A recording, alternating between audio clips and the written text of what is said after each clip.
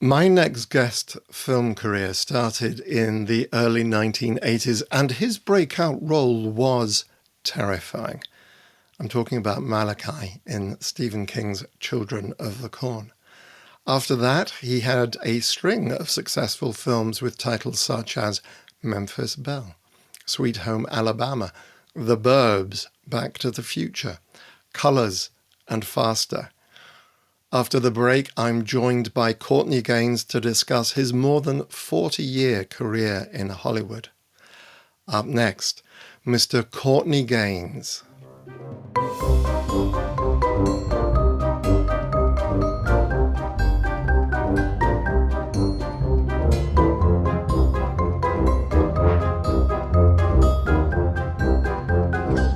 Courtney, thank you very much indeed for joining me today. Yeah, good seeing you. So let's dive straight in. When this is broadcast, we're going to be coming up for Halloween.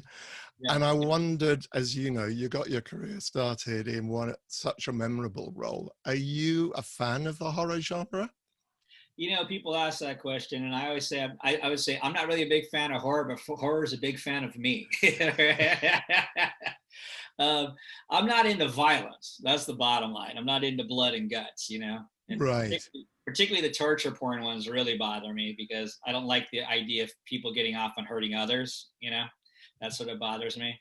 But the bottom line is a good story is a good story. If the story is good, I don't really care what the genre is. I care about a good role and a good story, ultimately. Right. Right. And are there any films that you found particularly scary? Well, yeah, it's the classic answer is, you know, when I was a kid, like 10 years old, I went and saw Exorcist in a movie theater. And, you know, there had been no special effects like that level before. That did me in. Like I couldn't sleep that night. You know, every time I closed my eyes, I'd see her glowy eyes, and that one really got me. That's the most scared I'd ever been in a movie for sure. But then years later, I saw it again when I was like a teenager, was able to laugh more and see it in a new light. So that helped. But I think it's an excellent film, not just a horror film. I think that's just an excellent film. You know. Yeah, I mean, I didn't see it when it first came out, and I think I'd seen it around about 5 or 6 years later in the movie theater. And I remember, and I thought, well, of course, by that stage, I'd heard about it, I'd seen the clips, I knew what I was expecting. And the thing I found most terrifying is there is a moment where a chest of drawers moves across the room by itself. I Yeah. don't know why that just completely freaked me out. But yeah, no, I can understand why. I think that's the classic answer, though. But I mean, I think, yeah, but it probably is the most famous horror movie ever made, probably. Oh yeah, no, absolutely. And of course, for me as an English person, it blows my mind that 10-year-olds were allowed to go into a cinema to see The Exorcist. That's true. The only reason I was allowed is there was this in this neighborhood I lived in. There was this old theater, literally called the Hong Kong Theater, and for like $1.25, they would show you could sneak, you could get in a movie, and it was like it wasn't like the first run; it was like second run or third Right. run or whatever, and they let you into anything. And that's how I discovered Bruce Lee movies because they wouldn't let me into those either. And Enter the Dragon and Fist of Fury, and he's one of my heroes. Matter of fact, I'm wearing a Bruce Lee shirt, but you can't really see it. I was gonna wear it so I could represent, you know. It's a Bruce Lee, and amazing. I mean, the Dragon, Enter the Dragon is one of my favorite films. That whole Yes, mirror sequence, it's and definitely on one of my top films too. I'm not the kind of person who likes to listen to music, same song over and over again, or see a same movie over and again. I'm just not that way. I like to see them, maybe again over time. But if Enter the Dragon's on, I'll just stop and watch it. If I'm clicking and it's there, I'll just watch it because oh it just has really? that much of a hold on me. Yeah. So Wow, yeah. wow, cool. All right. Well, moving on from that, let's go back to your career in acting. What kicked off your interest in acting? Yeah. So well, first off, I say it's in my blood. My grandfather, who I didn't know, but on my father's side, was a bit actor and a hoofer and a piano player, and so there was that on that side. And then my mother was in the USO when she was like 13, 14 years old and went to like a fame school in Los Angeles, traveled and entertained troops. She looked like 13 going on like 18 though, and but so she had done it. She had her own dance studio at one point when she was like 18, and So it was in my blood. And then she stopped it all and got married, because that back then that's what you did. But so it was, you know, she had done, you know, chorus lines in films, and so it was in my blood. And I grew up in Los Angeles. I was around it, so there was a lot already there. But I did the first play I ever did in grammar school was Snow White and the Seven Dwarfs, and I played the prince. And when I came out there and saved her, and the crowd went, oh, you know, I was hooked. I was hooked. You know, something about hitting the boards. I felt when I walked out there. You know, there's nerves before you go on, but as soon as you step on, there's something, I don't know. There's some familiar place. It felt like, you know, felt like home in some way. And yeah, from that point on, I knew exactly what I wanted to do. And I would tell everybody, and they would listen, and very few believed. And I would tell them, you'll see one day. And here we are. Wow. Well, you remind me, I've always said that a stage is one of the safest places in the world, as far as I'm concerned, because you know what's about to happen. You know what everyone else is, because you know, as long as you can remember your own lines, you feel comfortable. Correct. But I always just felt incredibly safe on a stage. Interesting. That's interesting. Maybe that is part of what it's about. I don't know. Yeah. Well, cool. All right. So, and did you train at that age? When did you start training? Yeah. So at that point, I was definitely articulating that's what I wanted to do. And my mom somehow felt, even though she was the one who chose to be a childhood performer, or child performer, I guess you could say. She was quite, 10 years old, but she sort of wanted to keep me out of it for a while. She did, you know, she seemed that I would lose my childhood in some way. And I just kept bugging her. Like, I kept bugging her. Finally, I was about 13. She got me in a class, and right. I did not like the class at all. I was a kid who grew up in, you know, tough neighborhoods in Los Angeles. And this was like, you know, people wearing tights and tap dancing. And I was just like, this is not what I meant, you know, and I was about to quit. I was going to quit. I went there like 2-3 times. I didn't fit in with anybody there at all, I felt. And as I was getting ready to quit, this guy stopped us on the street as we were leaving the class. And his name was Virgil Fry. And he was an actor. His daughter went on to be pretty famous. Soleil Moon Fry played Punky Brewster. She wasn't even born at this point. And he just stopped my mom. And he said, is your son an actor? I love this kid's look, blah, blah, blah, blah, blah. And I was like, who is this guy? I don't know if he's legit or whatever. He said, my son's on this audition, and a commercial audition right next door. And his son came out, and his son had been in a lot of stuff. He was working quite a bit at the time. So I realized, well, this guy must know what he's talking about. His son's working. And so I started studying with him at 13. And he ended up becoming my mentor, my manager, and really helped break me into the business. Right. That's a great start. That's a really good start. No, it made all the difference, because I had 5 years of, you know, professional, hardcore acting classes, right? Drama therapy, you know, where you could dig into really deep emotion. So I had like a lot of access emotionally by that point. And everybody kept saying, when you turn 18, because back then the emancipation laws, you had to be 18 to work. Right. You look 15 even better. Right. So which is exactly what they kept saying. When you turn 18, you're gonna work like crazy, because everybody knew I was good at that point in the class. And that's exactly what happened. As soon as I turned 18, for 5 years, I just worked nonstop. Right. Right when 80s teen cinema was blowing up, I was the right age, right time. And to have 5 years training was just a huge edge for me over most young actors. Right. And so basically your first major role was in Children of the Corn. Yeah, all I had done before that was a commercial, national commercial in New York, and so it was my first role, my first feature, really. Wow. What was the audition process like? Yeah, so pretty typical, where you go in for the first one, and I had already auditioned for that casting director before, and she was already a believer. That's what people ask for advice, and I was like, study and get good. And if you can get 3 casting directors who believe in you, you can work. Like you get 3 people who can believe in you. And she was the first one to do so, Linda Francis. And so I knew I had that going in, and I had a chip on my shoulder that I had something to prove at that point, and I was going to prove it. And so I was in there. I was looking at every other actor like I was going to eat them for lunch, basically. The character. And the big story is the reader, who went on to be a big casting director called Jeff Goldberg. I had a plastic knife, one of those ones that goes, you know, and I had it in my pocket. And I didn't know if I was going to use it or not, but I did. I pulled it on him. I put it right under his throat, so he couldn't tell whether it was real or it wasn't real.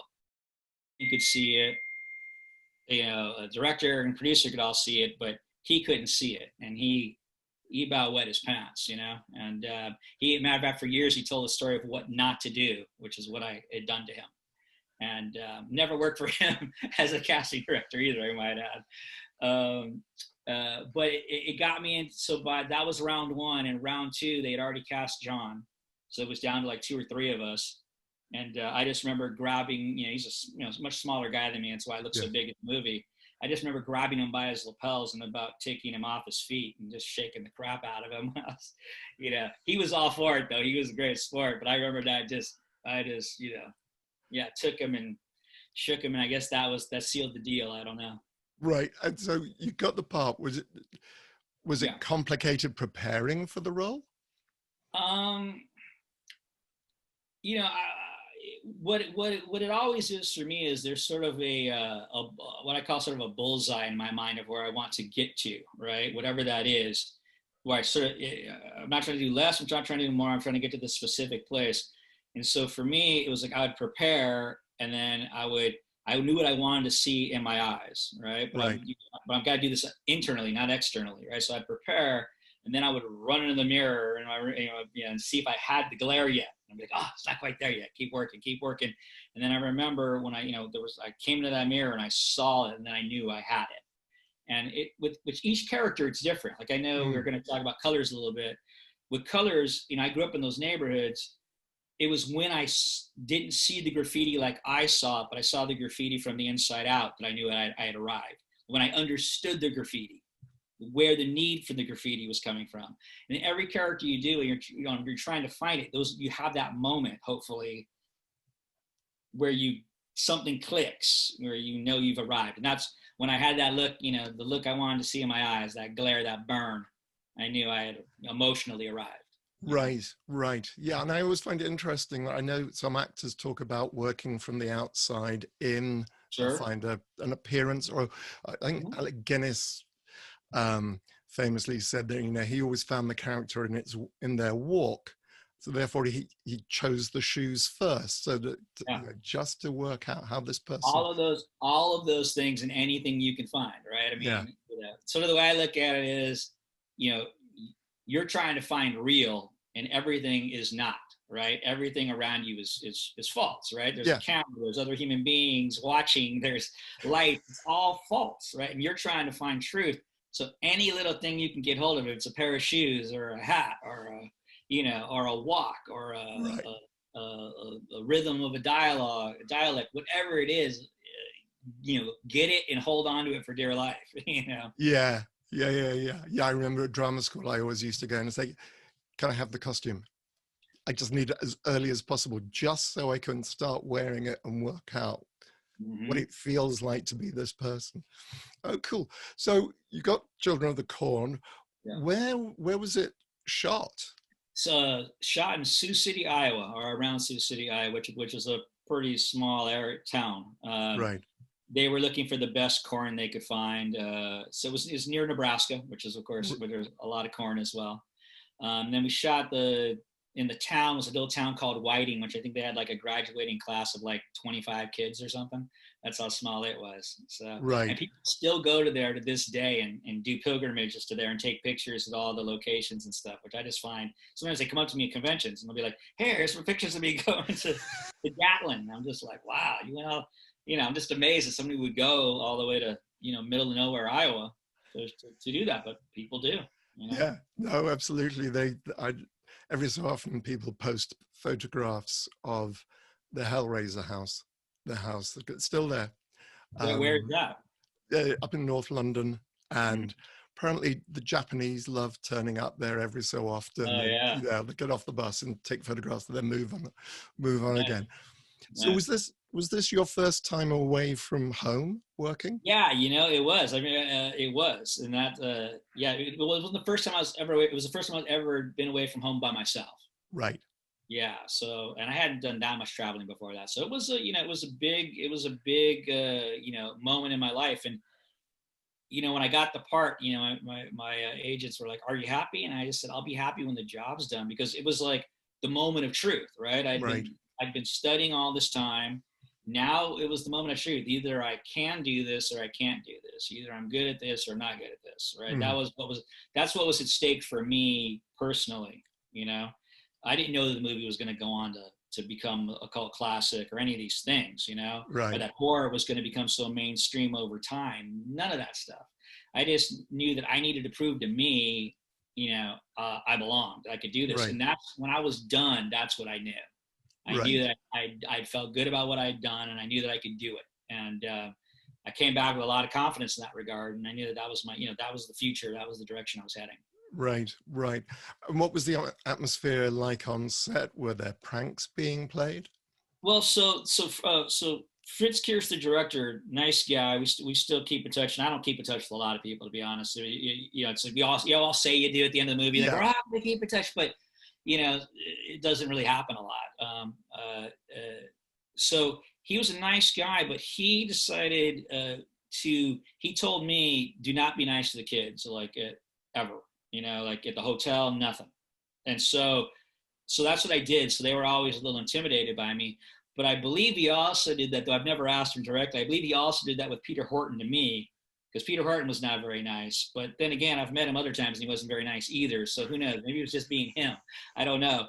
But there was a in that way there was always a little bit of an edge, at least around me, with people, because either I Right. was intimidating them or they were not being nice to me. Not Linda Hamilton was always super nice, Right. but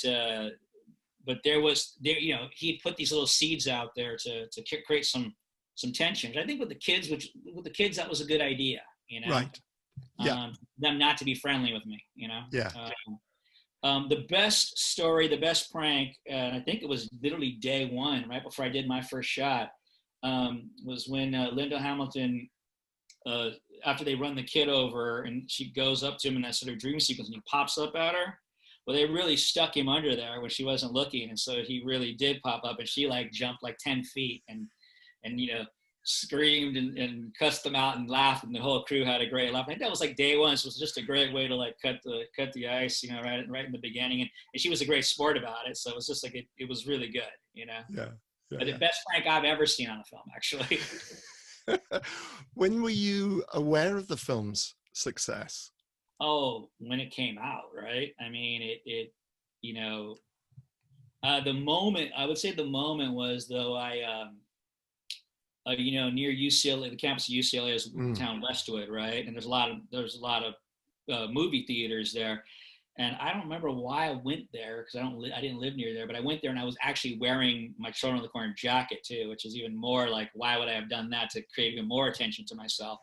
But that was the moment it really hit me, when people started staring at me, and it was like I realized, like, wow, people have seen this movie, and people have an idea of who I am, and then who they have the idea who I am is this scary guy, and it was actually quite overwhelming, to be honest. I felt like all of a sudden you're in. I understand, though I've only dealt with it on a small level, but I understand when big actors talk, or big athletes talk about being in a bubble, and they can't go anywhere, and they can't have a private life at all.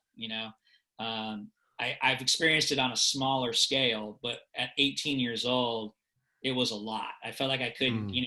pick my nose in public or something. Somebody would see it, right? It's like Yeah. you felt Yeah.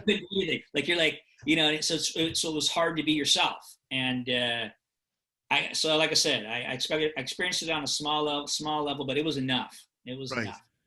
Yeah. Yeah. I have always said that it's kind of cool, for my career.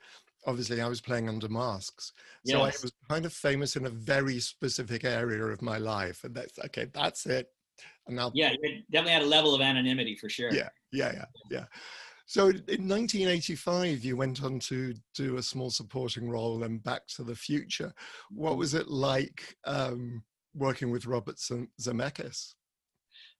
He's a nice guy. We certainly didn't get close. Like I said, it was a small role, but what Robert does is just shoot the crap out of stuff. Like he just gets especially that big dance sequence. He just shot it for like a couple days, every angle, everything, you know, you could think of, so that he just has a ton of coverage and they can cut it together the way they want. And I think he obviously went on to realize how good of filmmaker he really is. At that time, I don't think any of us knew, you know.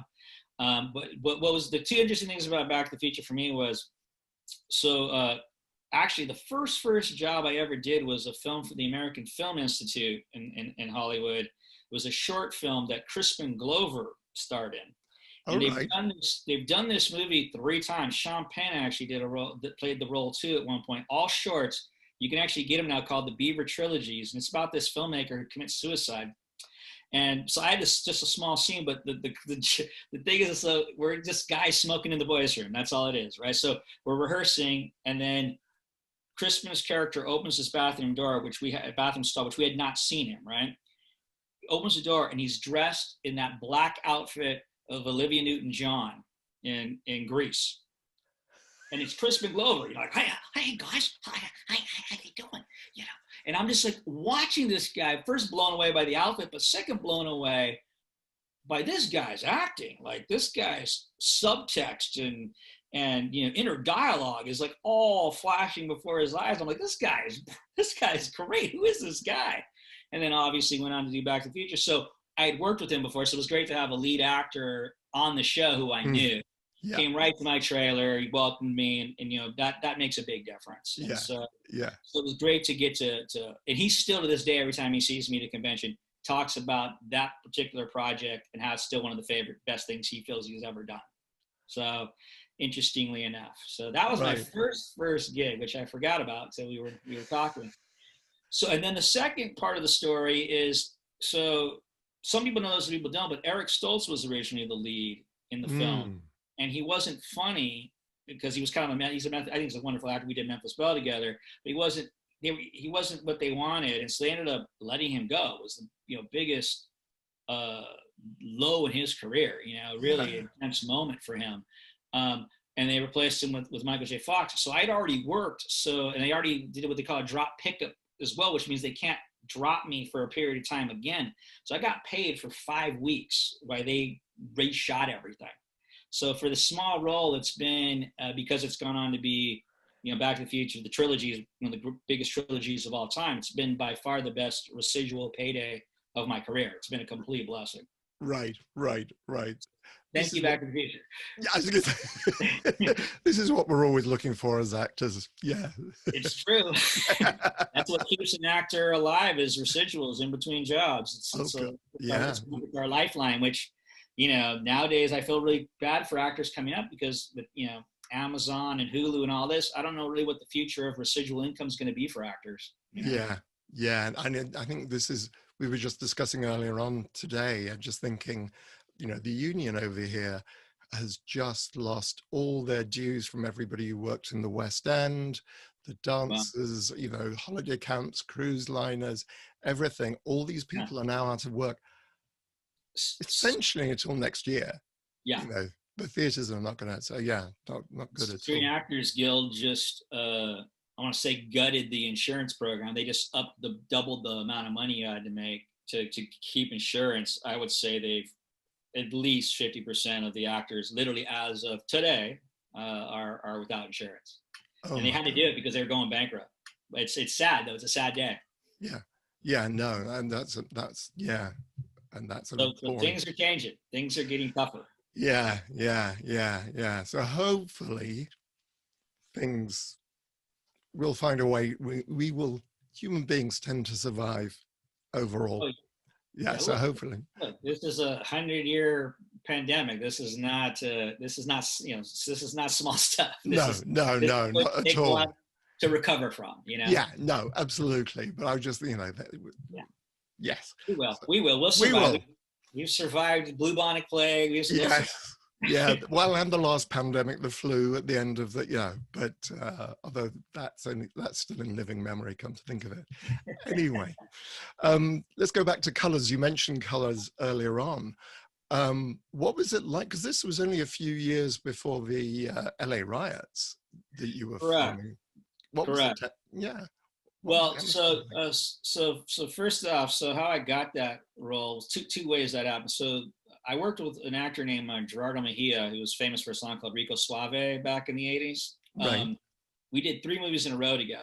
The second one was Can't Buy Me Love, and then the third one was Colors. And so when we were shooting Can't Buy Me Love, he knew that I grew up in tough neighborhoods in LA and such. He, you know, and so so we had that same background. And he's like, dude, I just got this script. You're not going to believe it. There's a white gangbanger in this movie. You got to get on this. And so it happened. I knew it was Dennis Hopper, and my acting mentor knew Dennis Hopper well. He helped him make Easy Rider. So they were having trouble finding that role, understandably. Yeah. And so they got in contact and told them the situation. And they kept looking for somebody. They couldn't find somebody. By the time I got back into town, I went in the sort of the gang gear and just had a meeting. And they gave me the job because they, like I said, they really couldn't find anybody that understood the culture, you know, like right. I did. I grew up around that stuff. I have guys I grew up with, they're all dead in jail, you know, like I grew up around that stuff. So I really wanted to be part of it because I knew that there were white gangbangers. As a matter of fact, there was a guy that I went to grammar school with who ended up being a gangbanger who was a redhead. I mean, this talk about really random. And so I'm sure he thought I completely stole him for the movie, which is exactly what I did. So, but to this day, Billy Red is his nickname. I'm sure his mind had to be blown when he saw me in that movie because, like I said, we grew up together, and then there I was playing him, basically. Wow. Yeah. It's such an unusual look. Correct. Yeah, I mean, not even just be a white guy, but to be a redheaded white guy on top of it, right? So, but yeah, like I said, I knew that culture though, so I really wanted to show that it wasn't just a black problem or just a brown problem, but also a white problem. You know, right. And it's an everybody problem. What I think was amazing about that movie was that Dennis Hopper brought the Los Angeles West Coast gang culture to the world. I don't think people had any idea what was going on in Los Angeles, especially South Central Los Angeles. So I think it broke West Coast rap. So it really, that thing opened up a lot of doors, and Boys in the Hood would have never been made. Matter of fact, Singleton said, I wrote that movie in response to Colors, because Colors didn't answer any questions. Colors basically just said, if you follow this path, you're going to end up dead or in jail. That's basically all it said. Yeah. So it wasn't personalized like Boys in the Hood was, you know. But that movie would not have been made if it wasn't for the success of Colors, you know. So it's interesting. You know, you could take that all into like West Coast rap, you know, gangster rap, all this stuff that really that movie kind of opened that door. And that's what Dennis Hopper, you know, his ability as an artist is that he could, you know, you have to be a couple years ahead of the curve to make a movie that comes out right at the right time. The same thing he did with, you know, so he has that artistic ability to see the future almost, in my mind. Right. But yeah, I think the question you were asking was about the tensions in LA. Yeah. There was always tension, particularly within the brown and black culture of Los Angeles. You know, LAPD sucked. You know, they were they were tough guys, and they put beat downs on people. Like, it was well known, you know, in LA that, you know, that the LAPD were not to be trifled with, you know, and that's really where the tension was. And that's why when the Rodney King, you know, beatings happened and it was actually seen and then they got off, that the place just went ballistic because they've been dealing with it for years and years and years, you know, and to not see any justice. Obviously today they wouldn't have got off, you know, not today's culture. But then you literally could catch cops beating somebody to a pulp on video and still get off. Incredible. Well, I watched it recently. I'd not seen it before. And of course, watching it now in the light of Black Lives Matter, and I thought the most telling moment within the film for the riots in Los Angeles is where the cop shoots a guy who's reaching for his pants. Right. In the back. Right. And I think the way the scene is done, you can actually kind of understand the cop's point of view. Sure. But it is that moment where he has the whole hearing, et cetera, et cetera. He comes out of the door and says, you know, so what happened? He says, I'm back after lunch. Yeah. You know, you just get that whole, and I think one of the strengths of the writing, you know, is a fascinating film. But what I also found fascinating was the fact that you have a musical credit on the film. I knew I played guitar in it, but I didn't know there was actually a credit, which explains why on Facebook people are always finding me, asking me where to get the song. It's called Love. It's called Love Guaranteed, which I wouldn't have known either. But the girl wrote it. The girl Right. wrote the song, and she went up to Dennis and said, "Can I do this?" And he was like, "Yeah, sure. This is good. Let's do it." Dennis put me through the paces in ways that no directors ever put me through the paces. And when you consider I was the 87th character on the list, that's kind of phenomenal. And because he had a way of, he wouldn't necessarily explain a scene. He would let it be really loose. But then if you did something he didn't like, he would yell at you. And I was a pretty confident actor by then, and I'd play the moment. And a lot of the other actors were pretty green, and they were scared to do anything. And so they would just stand there hoping not to get yelled at. And where I was playing the moment, but sometimes he didn't like the things I did, but nothing got past him. You know what I mean? And he threw things at me that were like amazing. Like the scene where people remember I'm on PCP, Yeah. on flinch when the squibs go off. Yeah, he just threw that right at me right before it shot. He goes, "Whitey, come here." And he called me my character's name. "Stand right here. You're high on PCP. Let's go." I'm thinking, this, mother. Like, how can you just throw that at me with like no prep, no nothing? And I had a couple of minutes to figure some things out, and I did it, and it just ended up being a great moment. But same thing. He saw me playing guitar. I always take a guitar with me. I often take a guitar to me with set if I'm going to be on set for many weeks or whatever. Yeah. To kill time. He came out of the bathroom, saw me playing guitar, filed it away in his memory. When he decided to do that, he goes, "Whitey, go get your guitar." And then there it is. I mean, he's got gangbangers playing music. I mean, interesting, cool choice. Yeah. Yeah. It's such a and it is such a lovely moment in the movie as well, because right before something very dramatic happens too. Yeah, and which really heightens that moment because you get a big leap. So yeah, absolutely. Cool. Well, that was very dramatic, but complete complete change of tone in the next movie I'd like to discuss. Was it 1989? You starred in The Burbs with Tom Hanks. What's your fondest memory of working on The Burbs? Well, first off, that's not just the late great Carrie Fisher, Bruce Dern. I mean, Brother Theodore, Henry Gibson. I mean, some really good veteran actors. And that honestly was the biggest challenge for me is this foreign man from a foreign land, that when I would look, I'd be like, these are people I grew up on, right? There's Bruce Dern, there's Carrie Fisher, there's Tom Hanks. Like I had to shake that off all the time, not because they were in my childhood memories, as it were. I mean, so that was the biggest challenge. Joe Dante, the director, was great, really encouraging. Made a lot of decisions, made a lot of choices for my character. Like, you're going to wear this, we're going to cut your hair like this, we're going to get you bad teeth. And every step of the way, he'd look at what they'd done and laugh and say, "You're never going to work again." That's what he would say. But he was great and very encouraging. But I mean, everything you hear about Tom Hanks is true. He's a great guy, and he's the most down to earth A-list actor you're ever gonna meet. He just is. He's just he's as Americana as it comes. Like, what he'd like to do when he was on set, he would have a little radio like 1950s or something and listen to baseball while smoking a stogie or something. You know what I mean? Just like Americana personified. And I think that's what he brings to the party. He really, and you see it with his company Playtone, which I had a chance to work with a little bit and get to know those guys. They were very supportive about a film that I helped produce years back, tried to help get it distributed, but they didn't have to do anything for me, and they did. His ability to choose material through his company, and if you look, it's always very Americana. It's about a war, or it's about the 50s. I guess for the like he has a nostalgia for the past. You can tell, and he finds those stories and he brings those stories out. And Playtone's done some tremendous work, but I think it's really that eye of choosing material. Right. Well, it's interesting what you're saying about Tom Hanks, because of course he famously uses a manual typewriter still. See, that's what I mean. There you go. Yeah. There you go. I mean, give you an example. I went up for what was that big war miniseries? Like, I'm blanking on it right now.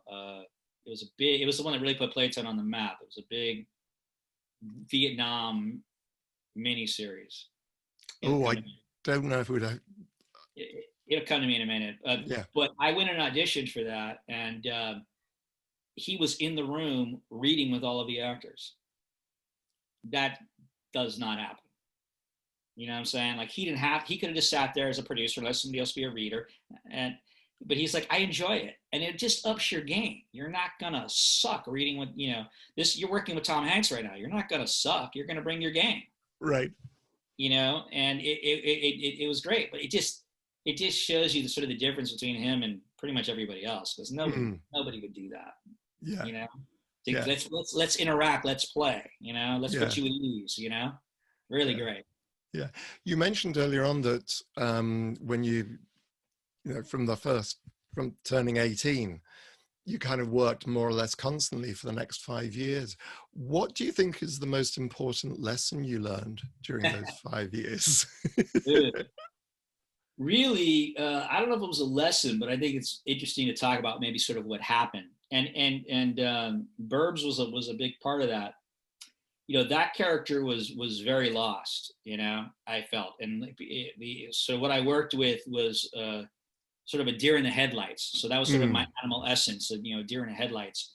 And I just been working, and I was bouncing back and forth and like doing whatever job I'm doing to doing the ADR for, colors, a totally different thing, or, really, and I was really, really working on, methody work and physicalities. And I hit a moment right around after probably the end of Burbs, or around when I was doing that, where I couldn't remember how I walked. Oh. And that scared the hell out of me. And I felt like I had sort of lost myself a little bit. And when I sort of reached out to people within, my world, nobody cared. I'll just be honest. Nobody cared. It was like, oh, Courtney's working too much. Boo-hoo, Yeah. And so I had to really kind of deal with it on my own. And it just forced me to take a step back for a while. Maybe not to the best of, maybe I lost some momentum in my career. After doing that, say, Memphis Belle, I stayed in England for a while. I traveled through Europe. I went to India. Like I took some time off, when everybody else was like raring to get back. And I came back and I started a production company and a band. And I kind of thought, the other thing is I kind of thought I arrived at that point. And that was the mistake as far as the work goes, because I stopped putting my work in auditions. I just thought all I had to do was show up. Right. And I'm not a good bullshitter as an actor. Like I have to do the work. Nor am I just somebody you can turn it on or off like a Tom Hanks. And I know you're going to talk about Sweet Home Alabama, like a Reese Witherspoon. Those people make me infuriated, how easily they can flick it on and off like a light switch. I have to work at it. I have to really get myself to a place. And they make it look easy. Right. Really easy.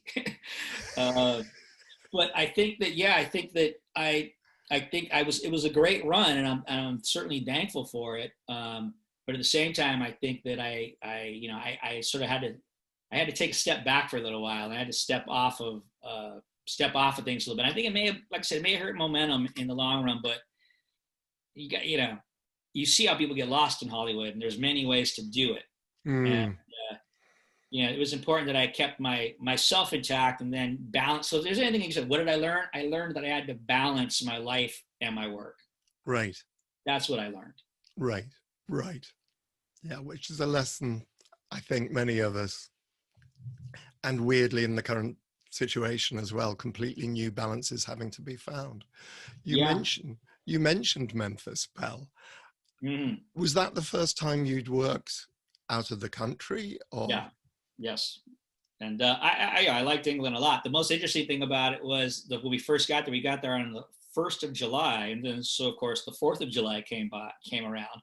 And of course, it was just completely unacknowledged. It didn't even exist. And we're doing a war movie. So it was even that much weirder, right?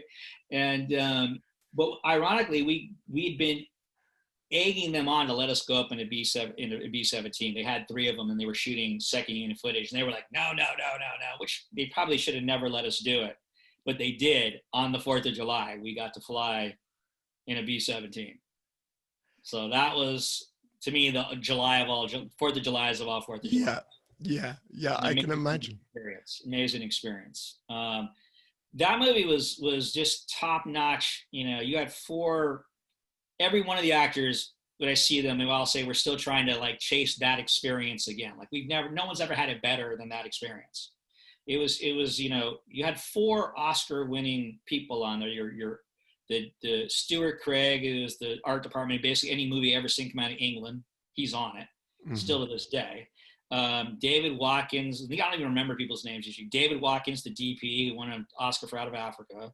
You had David Putnam, who obviously all the things he did, won Oscars for. So you had just this, you know, you had some really quality, you know, people behind this movie. And we did a boot camp, and that's how we all really got a chance to really sort of sink ourselves into this thing. And it was like a 5-day boot camp that was like the longest 5 days of my life. One day went from 3 a.m. to 3 a.m. I think it was our second day. And that's when I think they pretty much broke us all, you know. It just, you learn sleep deprivation, you can pretty much break anybody. Yeah. You know what I mean? Yeah. Which is military, that's what you do, right? You break them down and build them back up. Yeah. Right? Yeah. And, you know, they just had us going through just, you know, constant, you know, like, you know, scenarios where, you know, you got to drag this guy through this mud up to your waist. You have 5 minutes to do it. And they're like shooting out flare guns and all this stuff and having Matthew Modine lead us through it. But one thing after another for like 24 hours. And you're just like fried, you know, but it was great because everybody's true personality came out, including mine. And it was interesting. Matthew Modine talked about this moment. He said that's when it all kind of got real for me anyway. We had screwed up something, so they had us, you know, with our backpacks on, you know, having to lift our legs up for like an X amount of minutes or whatever, right? And this backpack had like a metal frame and it was digging into my back. And I was trying to tell the guy, like, let me just take the backpack off. And, you know, this ex-SAS guy, like, he would mop me up, right? I mean, you're talking like, you know, heavy duty dudes. These are the guys who, they had gone to the Falkland Wars, and when the 80s, when the Iranians took over that embassy, these were the guys who parachuted onto that building and swung in there and took the building back. These are the guys that were training us. Wow. Yeah, and he was like blowing me off, and I just snapped. I just was like, either, you know, I take this backpack up, or me and you's getting up and we're going right effing now. You understand me? And luckily, he's like, move the backpack. Because if that fool would have said, get on up, son, he would have just destroyed me. You know what I mean? He would have, I mean, it would have been a joke, but I would have gone for it. I would have tried to tear his head off because I was in pain, you know, and that doesn't go over well with me when I'm in pain. No, because you were slim. It's not like you were a big. I was the worst. Me and Neo Gentili, who played the other guy, were probably the other door gunner, were probably the 2 worst in shape guys. I didn't get in shape before it, and I certainly regretted it. It's the only time I've ever we were doing a run where I actually just collapsed. I mean, I played basketball in high school. I thought I'll be fine, but no, I actually fell one time, just flat out. My legs just went out from under me. So I wish I had trained a little more for that movie. It sounds, yeah. I've met SAS guys, and yeah, they can be very intense. Yeah, it was an interesting experience. But like I said, every actor you know, had their moment, you know, where we all got to sort of see. And the brilliance of it was that, which we didn't think about at the time, was after that was all done, we'd gone through that experience. When we went to shoot all the interiors, we didn't slug out, you know, unless we got together to hang out. You were in your little part where there's maybe 2 people, or, you know, Harry Connick's character's in a tail all by himself. He didn't shoot for like months. And then he finally did. He was just by himself, you know, most of the time. So we were never all together as a group. Once we shot the exteriors and we went to the interiors, we were never together all as a unit again. So it was good to have that suffering bonding moment, you know. It gave us some glue. Right. Yes, I'd not thought about that at all, because of course the whole film is about the fact that they are so separated and they're talking walkie-talkies. Yeah. Fascinating. You mentioned earlier on Sweet Home Alabama, which I have to say I really enjoyed. I particularly enjoyed your comic Thank you. Thank performance. You're talking about Reese Witherspoon being able to turn it, turn it on and off. What was the... She's the real deal, right? I mean, like anything that girl puts her mind to, I should say woman at this point, puts her mind to, she just does. Like, I mean, you know, her production company now that she has, and you know, she's just an A-type go-getter, takes no prisoners type of a person, you know. And was that kind of... Sorry, interrupt. No, go ahead. I was going to say, how did that affect working on the set? Was that... So Josh Lucas, I taught for a number of years as well. And I used to go up to San Francisco and I used to go up to Oregon. And when I was in Oregon, I had worked with Josh Lucas before he became Josh Lucas. Right. So we were friendly. And when I got to Atlanta to shoot, he reached out to me right away, and he'd been working with her for a while. So he kind of gave me a little bit of the lowdown, particularly about, she's from Tennessee. So right. Nobody's accent's good enough for her. You know what I mean? Right? She's from Tennessee, and he was originally from the South, and she was giving him trouble. So that was good to know. Right. So the first day, the biggest scene I have was my first day, and at some point she asked me that, and I said, "None of your damn business." That's where my accent's from. And after that, we got along. As she was great to me, and she would say, "Your accent's great, but these guys, I don't know." You know, thank God, because I just didn't want to get into it. I don't like to break my character. I don't like to break where I'm from. I've done a lot of Southerners. You know, I'm from LA, but if I told her LA, like, my credibility would have just been shot with her. You know. Yeah. So I just didn't let her know, and that was the kind of respect I needed to get, apparently, because she was great. I mean, I have a tremendous amount of respect for her and her abilities and her work. And like, yeah, she makes it look so easy. You know, she really does. She just turns it on and off like a light switch, you know? Right. But that movie was an interesting, point in my career. In the 90s, I had the hair long and played a lot of Mad Dogs, because that's really what I thought was available for I had already gone through the teenage run, and it was sort of like, there was no 20-something roles. It was kind of like teenager or 30. So I said, what am I going to do? So I grew the hair out long, and I put the goatee on, and I played a lot of Mad Dogs for like a decade. And it was low-hanging fruit for my team at the time. And I just was at a point where I was burned out on it. And so I knew they wouldn't go for it. So I just shaved all my hair off and took new pictures and just said, this is what I'm doing. I'm not going up for any guys for a while. And I sat out for like 6 months, maybe a year. And that short hair is pretty much what got me that role. You know, they'd seen me for another audition, liked me, remembered me, brought me back for that. And I got it. And they couldn't wrap their head around that I could, I said, go to my past. I've done comedy and stuff. I can do other things.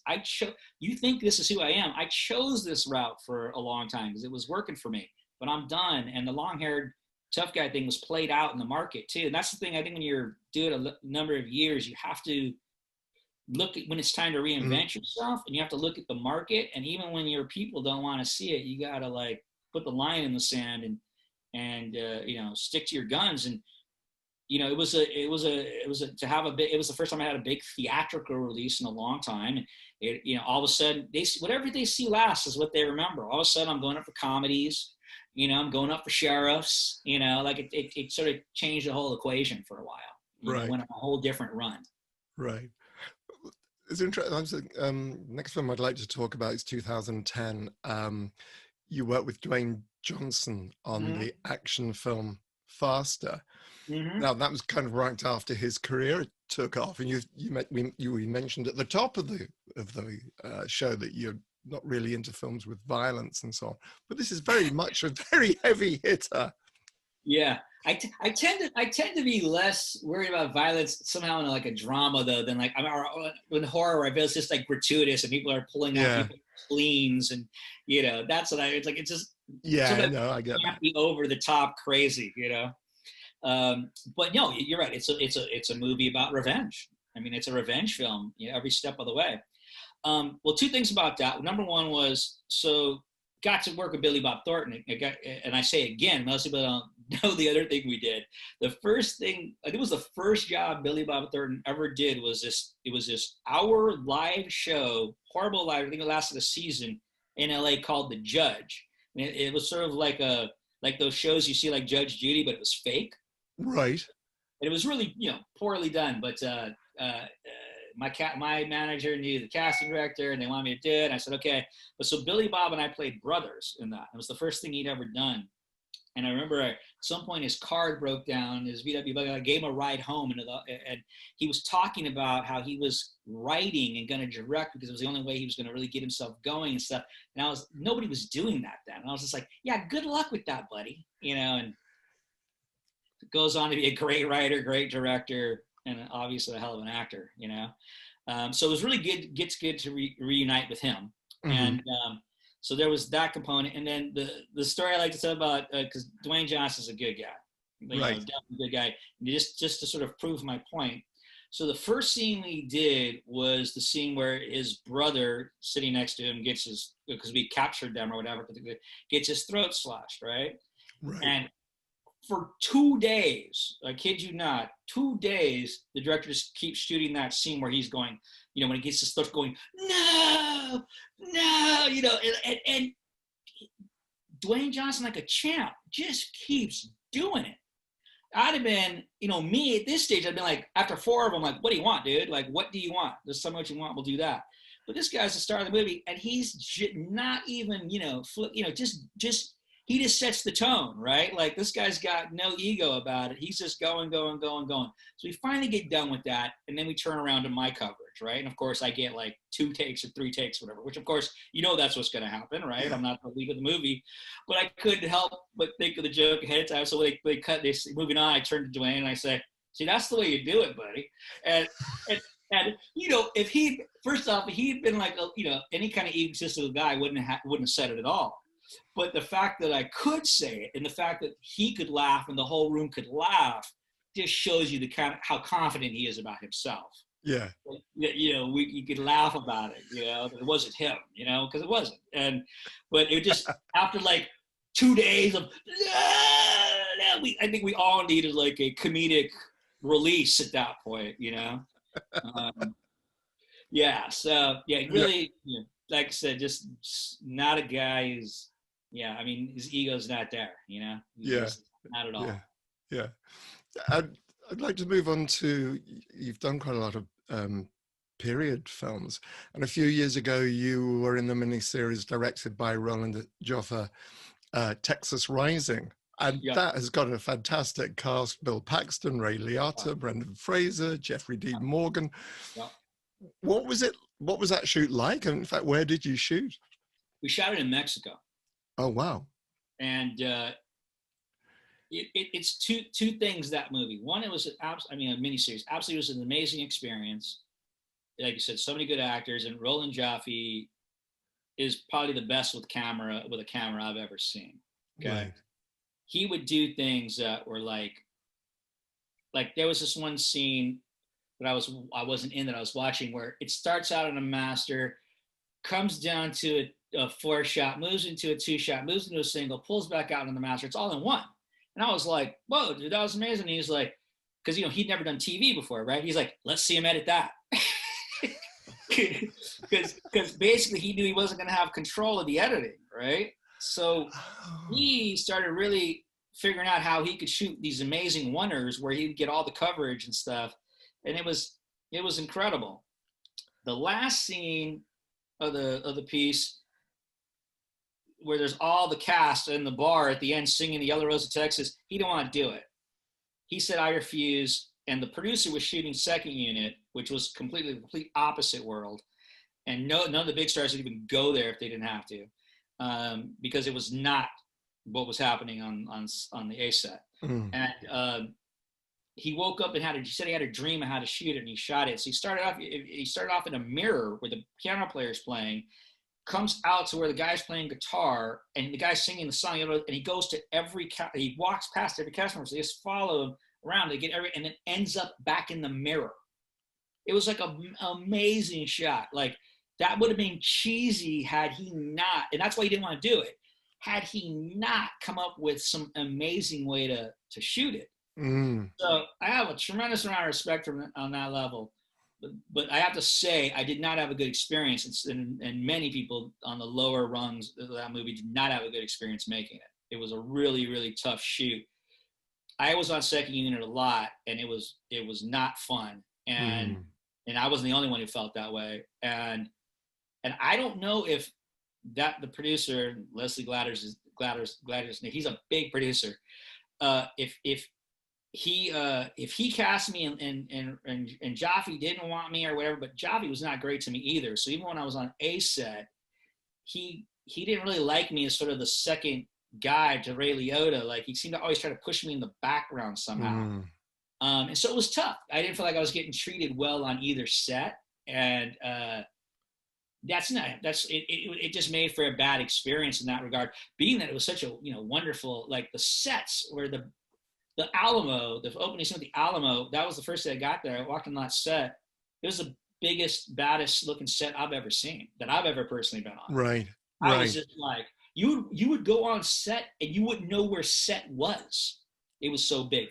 You'd have like 100 extras, and they would spend the first quarter, sometimes half of the day, choreographing them and what they were doing in, say, like a fight scene, like a war scene or whatever.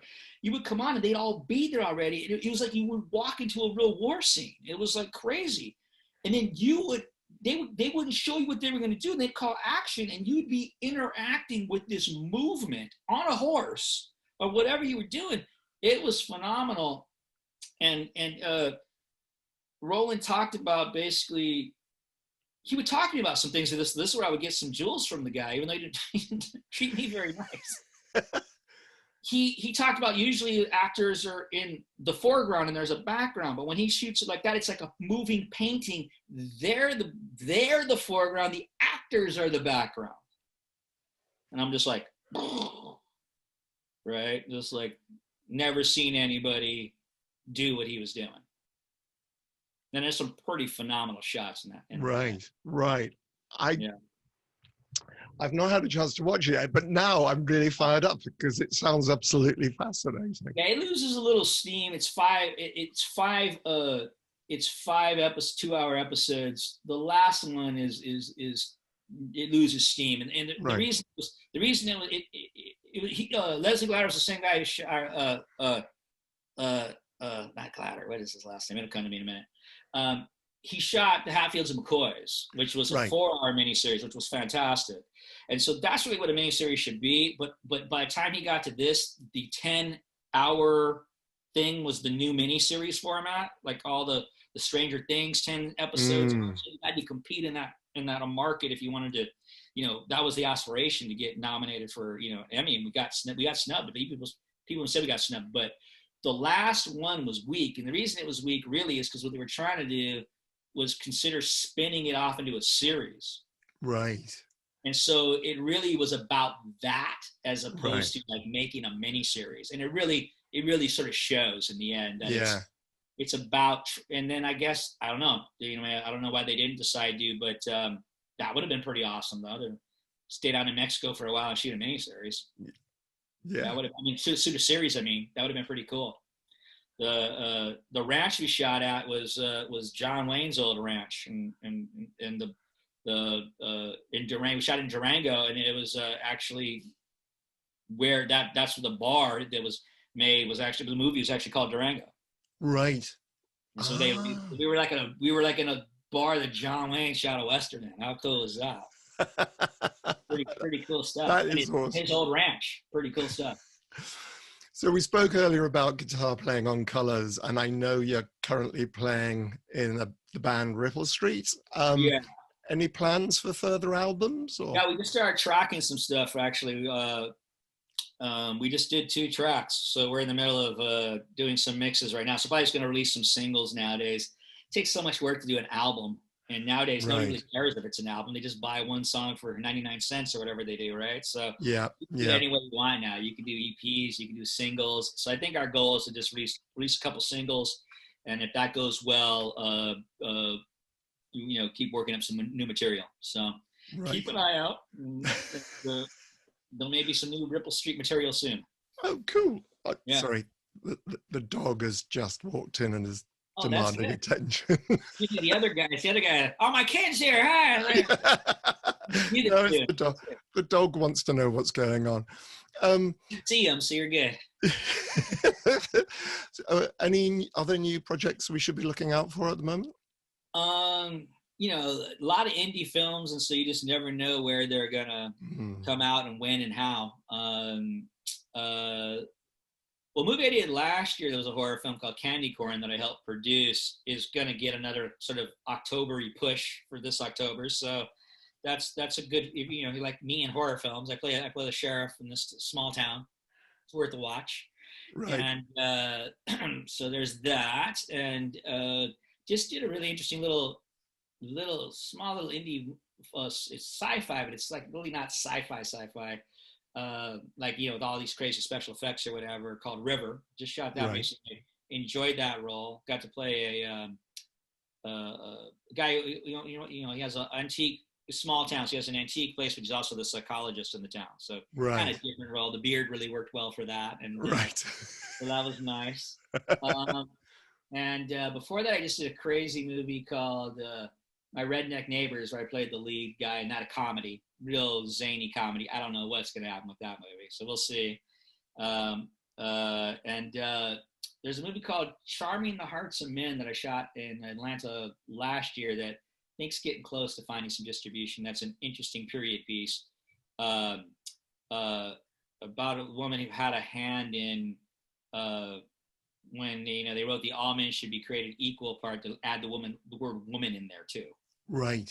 And so sort of she's a famous person in the South because of that, and so sort of her story. That was well, that had a budget and such. So I just don't know when it's going to get picked up, but I think that's going to be a pretty good project. Right. Cool. That sounds lots. That sounds great. A little bit here, a little bit there. Keep working when you can, right? Yeah, absolutely. I say it's good work when you can get it. So I'd just like to wrap up with my little section, which I call the luggage. Yes. The luggage and the crypt. Yes. I'm ready, I think. So what would you like to take into the afterlife with you? Which film would you like to take? Film, I guess, would be On the Waterfront. Though there's certainly 4 or 5 other films, but that would be I'll take On the Waterfront with me. Right. That's a great choice. I've been a contender. Story of my life, you know. But it's not just that; it's that whole setup. That just 2 people talking, and the 2 of them acting the hell out of that scene is There's a quick little great story I heard about that. Don't know if it's true or not, but maybe it is.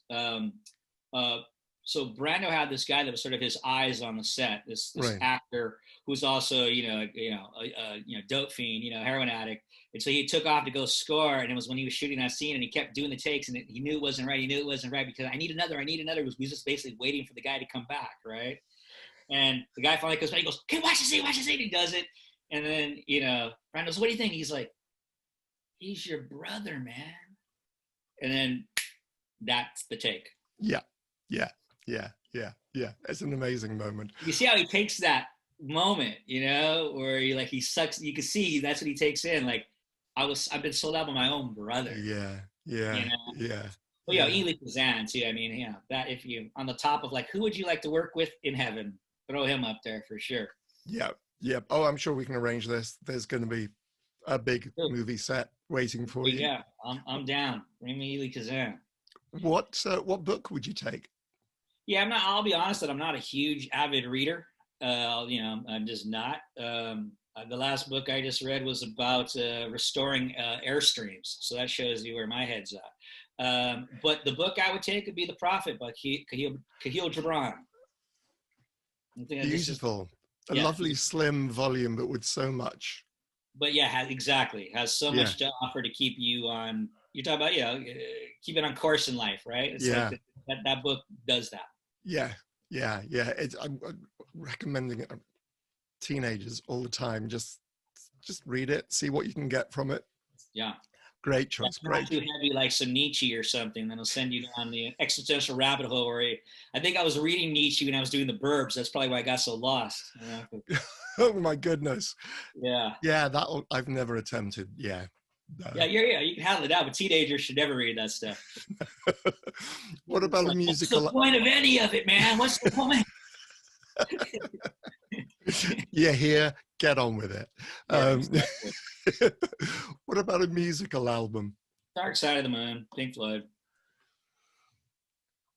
Great. Yeah, yeah. I'm not the only person that would come up with that either. I mean, it's the all-time concept selling album of all time. Yeah. But I guess, it's about as good a rock story you're ever going to get. So Yeah, yeah, yeah. Let's have to take that.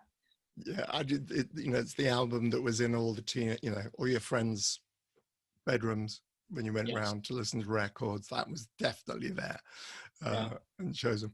What about a favorite food?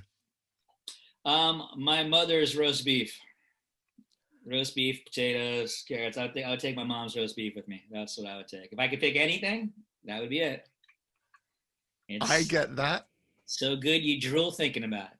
Yeah, yeah, yeah. See, now you've immediately put me in the mind of my mother's apple suet, which is basically. If your mom cooks something really great and that your mom did it and you've had it your whole life, it's something different than anybody else can ever do. It's so far back into your memories. Yeah. It holds almost folklore or something. Yeah. So. Just trying to think, remembrance of times past. Yes, it's the Madeleine cake. Yeah, it's just that moment. It takes you right back. Piece of visual art. Yeah, so any Monet water lily is the biggest one I could get a hold of. The one I remember in New York was 5 panels, like a story high. I'll take that with me. Yeah. That would do it. Yes. That's the one, sometimes you don't realize about art, like you see it, you see it on your computer or whatever, a Monet or whatever, but when you see it like that, or a Rodin or something, or, you're just like, oh, it's like a whole, you see why it's famous in a way, because it's like, when you see it in its real splendor, it's like, wow. Yeah. So that's why it has to be the actual piece. Yes. Yeah. So you can go and, it's like me going to the National Gallery to look at the execution of Lady Jane Grey in the London National Gallery. And I just go back and I just stare at that thing. In fact, one of the things I want to do when we're able to. Yes. And last thing, one luxury. Yeah, the luxury for me, it may not be what you're looking for. I'm not really a luxurious kind of guy, but to me, it would have to be a guitar. I'd have to be to take a guitar with me, man. Yes, a thing of no practical purpose. It is an official designation for a luxury, but I think a musical instrument Make it like a 1956 Martin, then that's pretty luxurious. That's like a $30,000 guitar, baby boy. Not a luxury to me, man. Yeah, absolutely, completely. Well, the one thing I thought about your questions was that, for the most part, they're, in my eyes, they're passive, meaning I'm watching, I'm doing something, but I'm not doing something active. Uh-huh. Right? All of them, even looking at the art. So for me, like that doesn't, in general, like that's all fine. But like for me, it's like, what am I doing? Even when it comes to music, like I don't play a lot of other people's material. Maybe I should, so maybe I'd learn something. But what I really enjoy is writing a song. That's what I really enjoy. Like that's more than recording, more than performing. It's the moment of creation. So it's a just a little acoustic guitar and you can do something creative. Right. And for us guys like me and you, like we got to be creative, right? If I couldn't be doing something creative, not just surrounding myself by art, which is fine and good and dandy too. Yeah. I don't just want to, watch on the waterfront. I hope someday to make on the waterfront. You know what I mean? Yes. Yeah. No. I was talking to an author on the show the other day, and we soon agreed that basically inside the crypt, the walls are just going to be covered. He will, Yeah. you know. All Yeah. right, you're in the crypt. Well, good. I guess I'm gonna have to get a little baby guitar then, or you can.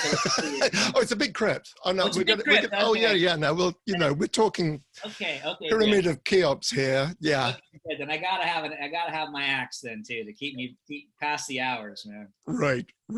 Done. Absolutely done. This has been so much fun. Courtney, thank you so much. I've enjoyed it. Wow. Malachi himself. That was so much fun. Next week, join me as I'm joined by the Creeper himself, Jonathan Breck from Jeepers Creepers. Until then, be safe and well.